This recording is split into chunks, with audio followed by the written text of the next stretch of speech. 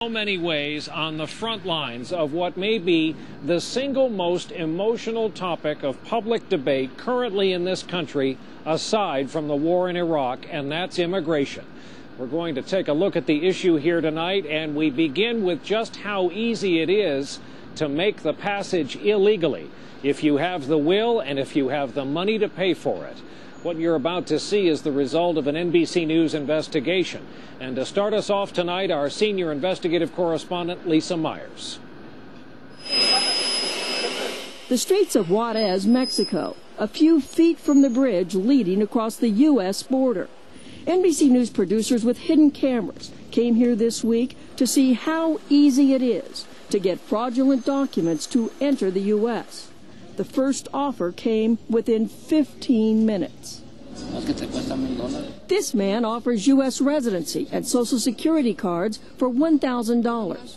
For about $500, we could rent what's known as a look-alike document, a real green card like this one, with a photo of someone resembling our undercover producer. Because the document is authentic, it will pass inspection, unless a customs officer notices the photo doesn't match the person. This man wants $400 to rent us a look-alike passport, long enough to cross the border, where his female partner would retrieve it so it can be used again. He says you'll tell her everything went well, and then you'll give her the passport back. The investigative aggressiveness of our enforcement agencies, both American and Mexican, down around the border is obviously very weak because these people are operating so out in the open. Experts say since 9/11, U.S. border agents have gotten somewhat better at spotting fraudulent documents. Many of those documents end up here at a forensic lab outside Washington to be analyzed for the latest ploys.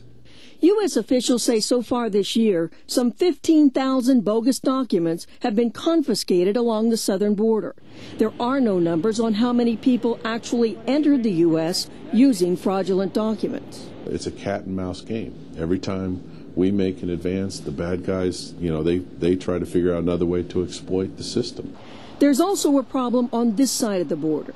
Near downtown Los Angeles, fake documents are sold openly.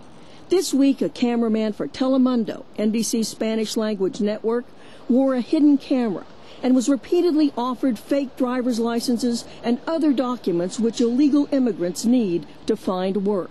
In 30 minutes, I was approached 5 times. The story was similar in Mexico, where 5 vendors offered us fraudulent U.S. documents in only 2 hours. U.S. officials admit bogus documents remain a huge problem.